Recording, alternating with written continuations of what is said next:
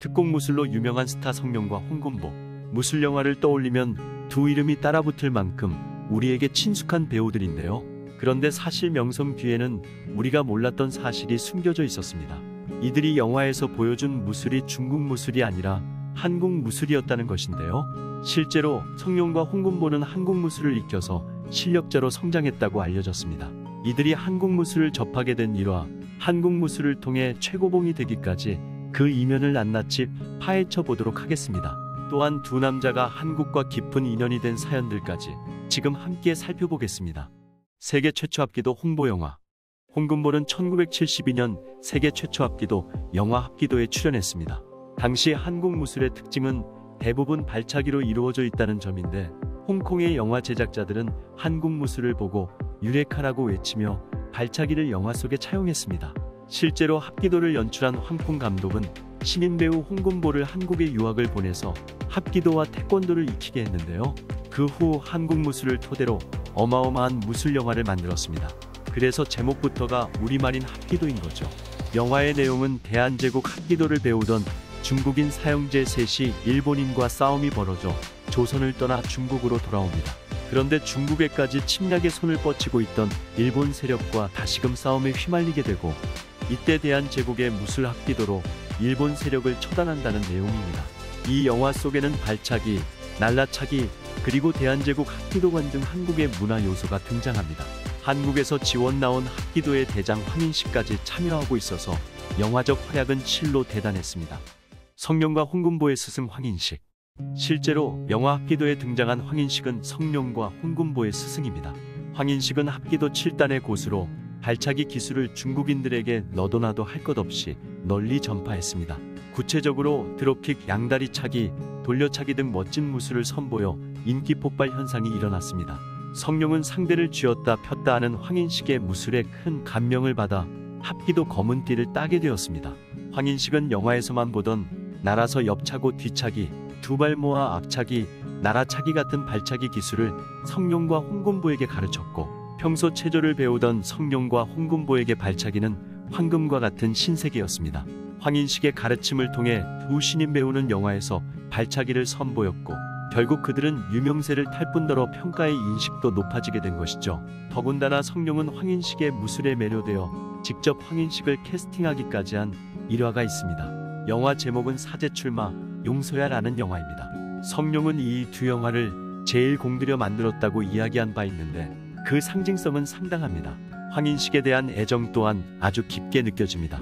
성룡과 황인식의 인연은 아주 대단한 확률인 것이죠. 영화 속에 등장한 황인식의 발차기는 마치 대포알 같았다는 평도 있습니다. 황인식에게 맞은 사람이 5m 밖으로 나가 떨어져 없어져도 전혀 과장되어 보이지 않을 만큼 손살 같다는 평입니다.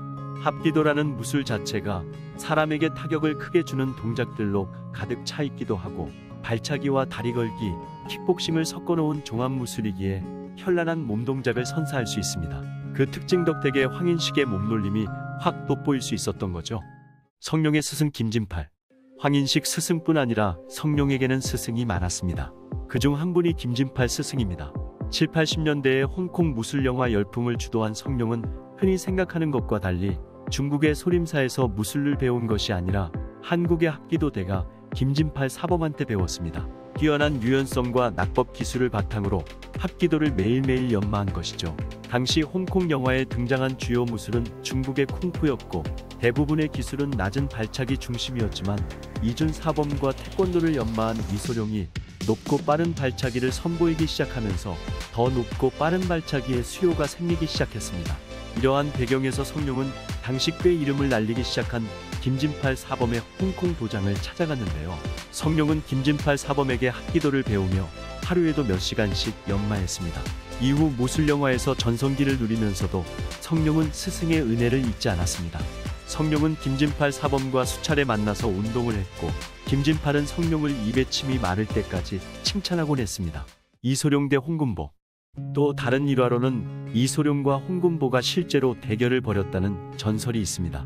성룡의 이야기에 따르면 영화 현장에서 두 사람이 갈등을 빚어서 홍금보가 이소룡에게 결투를 신청했고, 골든 하베스트 영화사 복도에서 정정당당하게 맞싸움을 뜨게 되었는데 결과는 무승부였습니다. 하지만 본 사람이 아무도 없다고 해서 이 일화는 전설로 남겨졌습니다. 홍금보 한국인 부인.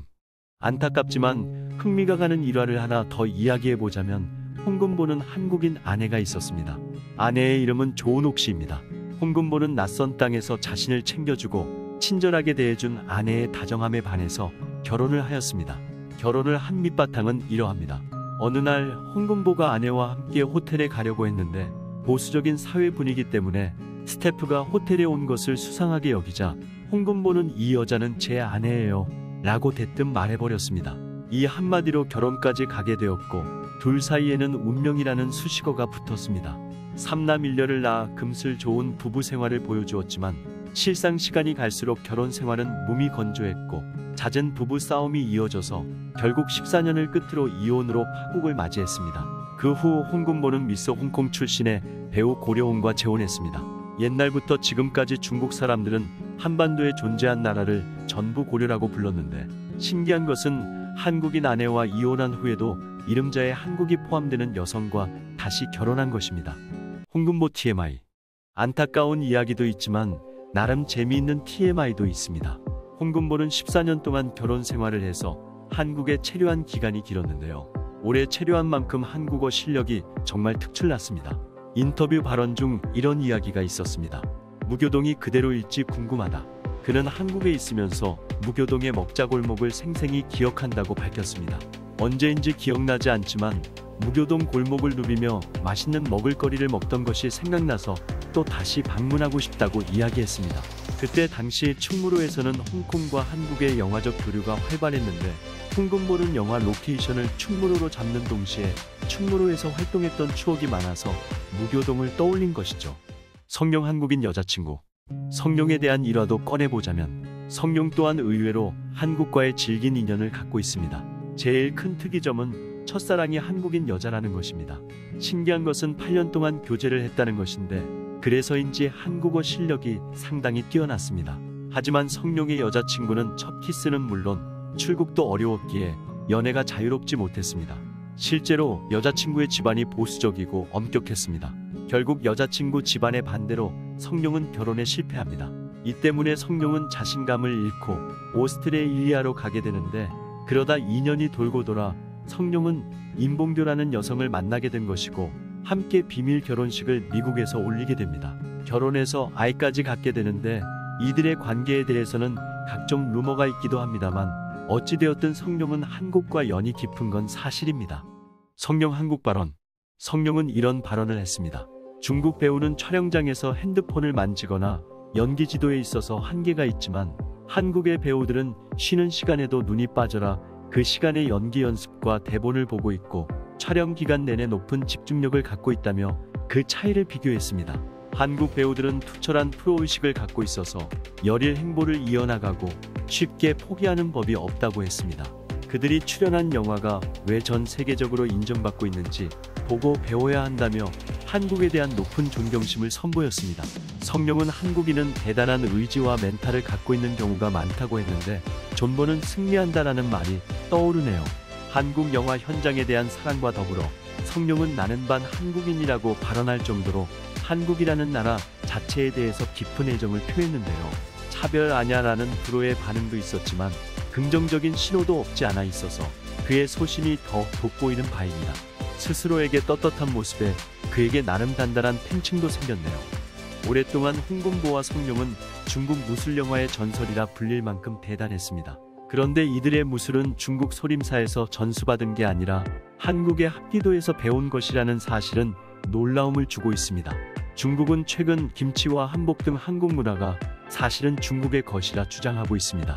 하지만 그들이 최고로 여기는 중국 무술 영화의 영웅들이 사실은 한국 무술을 전수받았다는 것은 틀림없는 사실입니다. 지금까지 과거 이야기를 한번 극적여본 극적인이었습니다.